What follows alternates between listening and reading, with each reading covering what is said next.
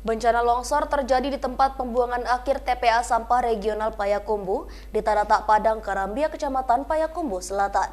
Longsor yang terjadi akibat intensitas hujan yang tinggi sejak beberapa hari terakhir itu membuat timbulan sampah menimbun lahan pertanian sawah dan ladang masyarakat yang ada di sekitar lokasi kejadian.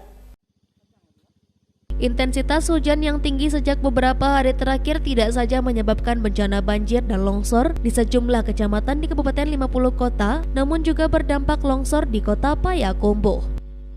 Tempat pembuangan akhir TPA Regional Sampah Payakumbuh di Tanah Tak Padang, Karambia, Kecamatan Payakumbuh Selatan mengalami longsor yang mengakibatkan lahan pertanian warga di sekitar tertimbun sampah. Sedikitnya ada 5 hektar lahan pertanian yang tertimbun longsoran sampah. Longsor yang terjadi juga mengakibatkan jalan di lokasi TPA terban, sehingga kendaraan atau truk pengangkut sampah yang biasanya turun hingga ke bagian bawah untuk membuang sampah, kini untuk sementara hanya bisa mengangkut sampah hingga bagian atas. Pengelola UPTD Persampahan menyebutkan bahwa pihaknya telah berupaya menata dengan baik lokasi tersebut, namun longsor yang terjadi di luar perkiraan mereka. Pasca kejadian longsor tersebut, pengelola UPTD akan melakukan koordinasi dengan pimpinan dan pihak lainnya yang terkait dengan TPA regional, termasuk kabupaten dan kota yang selama ini membuang sampah ke lokasi tersebut. Sementara terkait dampak longsor, UPTD belum bisa mengambil langkah ke depannya.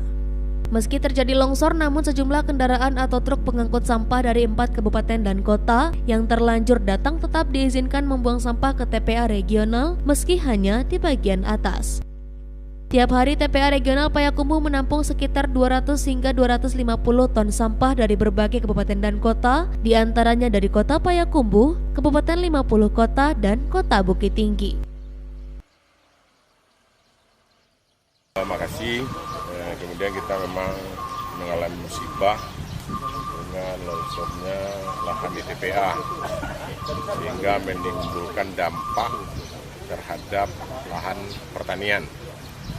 Kita sedang mengidentifikasi berapa lahan pertanian terdampak. Jadi